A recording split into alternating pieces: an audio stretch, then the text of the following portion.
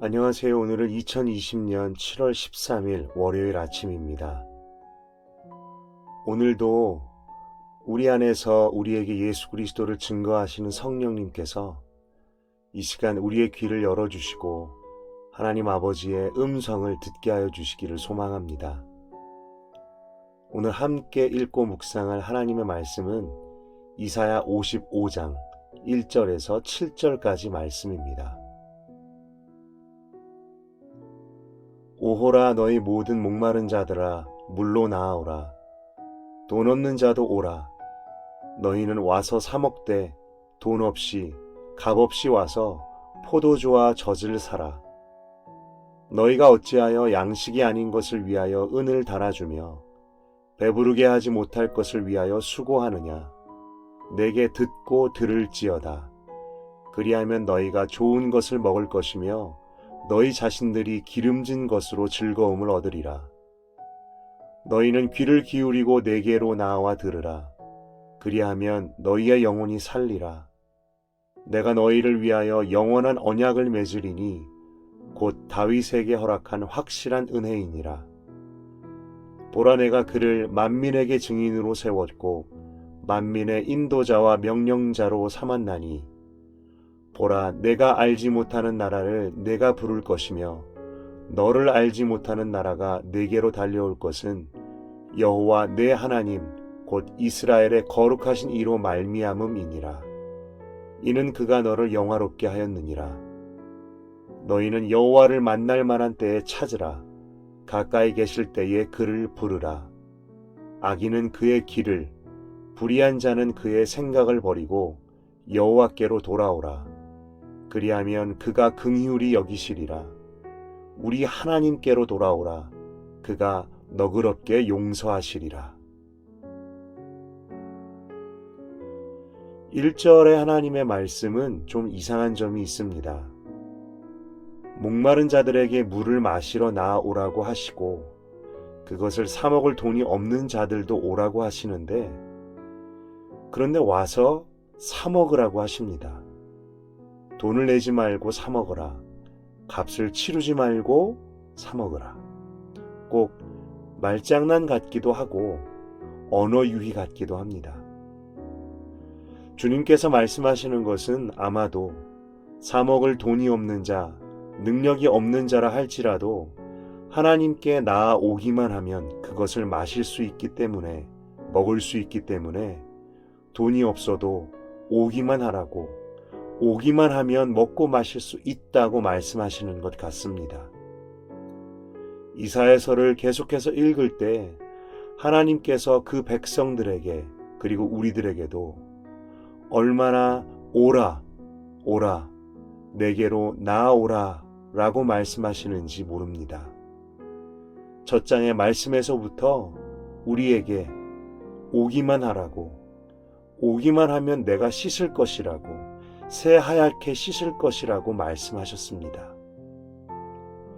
그리고 나에게로 나와서 생명의 것, 영원한 것, 너희를 살릴 것들을 받아 먹으라는 주님의 마음은 오호라라는 말, 그 탄식의 말이 잘 표현합니다. 주님께서 얼마나 주님의 감정을 실어서 그 자녀들에게 말씀하시는지 오호라, 나의 자녀들아, 나의 백성들아, 나에게 나아오너라. 그러면 산다. 그것만이 살 길이다. 그리고 돈 없이 사 먹으라고 말씀하시는 주님의 모순처럼 들리는 말은 사실 그 백성들의 모순된 삶의 모습 때문이었습니다. 너희가 어찌하여 양식이 아닌 것을 위하여 은을 달아주며 배부르게 하지 못할 것을 위하여 수고하느냐. 내게 듣고 들을지어다. 그들은 하나님의 생수를 사 먹을 돈도 능력도 없음에도 불구하고 헛된 것에는 자신들의 물질과 수고를 아끼지 않았습니다. 양식이 아닌 것, 먹을 것이 아닌데, 먹는다고 그들을 건강하게 살찌울 수도 없는 것인데, 그리고 오히려 먹으면 안 되는 것인데, 그러나 그런 것들에는 은을 달아 값을 지불하기를 아끼지를 않습니다. 배부르게 하지 못할 것, 아무리 먹어도 배부르지 않는 그들을 채울 수 없는 헛된 것들에는 그들의 수고와 노력을 아끼지 않았습니다. 이것이 바로 인생의 모습이 아닌가 생각됩니다. 참된 길, 생명의 길, 영원히 썩지 않는 길에는 관심이 없고 정말 자신을 살릴 길, 살 길에는 관심이 없는 것. 그러나 헛된 것, 썩어질 것, 조금도 유익하지 않은 것, 오히려 자신을 패망에 이르게 할 것에는 온갖 수고를 아끼지 않으며 사는 인생. 그리고 이것은 비단 하나님을 모르는 인생만의 이야기는 아닙니다. 예수님을 믿으면서도 하나님을 섬기면서도 우리의 생각과 마음은 헛되고 썩어질 것, 양식이 아닌 것들, 배부르게 못할 것을 얻는 데에 우리의 모든 수고와 돈과 시간을 투자하며 살고 있는 것은 아닌지. 전도자의 전도자가 말한 것처럼 손으로 줄 수 없는 연기와 같은 헛된 것을 붙잡으려는 인생, 그러다 보니 여전히 수고하고 무거운 짐진 자로 살아가고 있는 것이지요. 그런 인생들에게, 우리들에게 주님은 말씀하십니다. 너희는 귀를 기울이고 내게로 나와 들으라. 그리하면 너희의 영혼이 살리라. 여기에서도 주님은 오라고 하십니다. 내게로 나아오라고. 자꾸만 세상의 것, 하나님 아닌 것을 향하고 바라고 구하며 인생길을 걸어가는 우리들에게 하나님께로 나아오라고 말씀하십니다. 그리고 와서 귀를 크게 열고 들으라고 하십니다. 무엇을 들으라고? 바로 하나님의 음성을, 하나님의 말씀을. 우리는 하나님의 음성을 들어야만 사는 인생들입니다. 하나님의 말씀을 들어야만 살 수 있는 인생이지요. 설교 말씀을 듣고 성경 말씀을 읽는 것 뿐만 아니라 그것으로 시작하여 그 속에서 내 인생을 향하여 나의 영혼에 말씀하시는 하나님의 개인적이고 인격적인 그 음성을 들어야만 살 수 있습니다. 그분의 백성된 나에게, 그분의 자식된 나에게 하나님 아버지께서 오호라 나의 아들아, 나의 딸아 라고 그분의 마음을 담아 말씀하시는 그 음성을 들어야만 합니다. 아들아, 딸아, 내가 너를 사랑한다 라는 그 음성, 내가 너를 떠난 적이 한 번도 없다라는 그 음성을, 내가 너를 살리기 위해 나의 모든 것을 주었다라는 그 음성을 들어야만 우리가 삽니다. 우리의 죽은 듯 잠자던 영혼이 살고 우리의 믿음, 우리의 심령이 깨어나고 살아납니다. 우리는 그 음성을 들어야만 합니다. 그리고 때로는 그 음성은 책망과 찔림의 음성이기도 합니다. 우리의 심령을, 우리의 마음을 찌르고 아프게 합니다.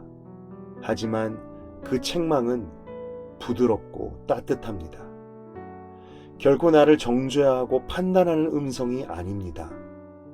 나를 두렵게 하고 궁지에 몰아넣는 그런 음성이 아닙니다.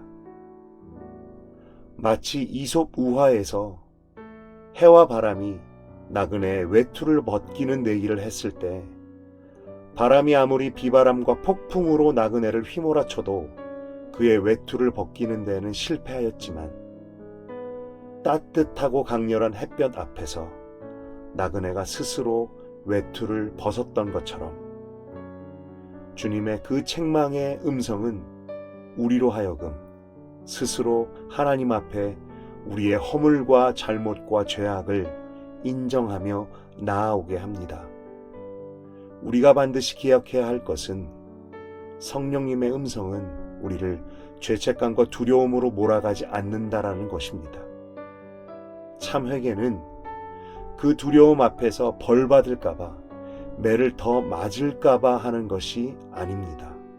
오히려 하나님의 긍휼 앞에 스스로 두 손 들고 나오게 하는 그런 음성, 그런 회개입니다. 그 음성을 들을 때 우리가 사는 것이지요. 바로 우리의 영혼과 우리의 인생이 살아나게 됩니다. 여러분은 그런 하나님의 따뜻한 음성을 듣고 있습니까? 하나님은 그분의 백성에게, 그리고 또 우리들에게 이렇게 말씀하십니다. 너희는 여호와를 만날 만할 때에 찾으라. 가까이 계실 때에 그를 부르라.